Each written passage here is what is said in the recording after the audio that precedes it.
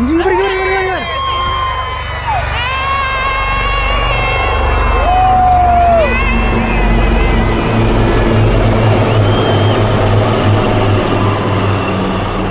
Peacock போட்டுருக்கு பாரு, அதுல பீகாக் டிசைன் தெரியுதா ஹெலிகாப்டர்ல. திரும்ப வராங்க.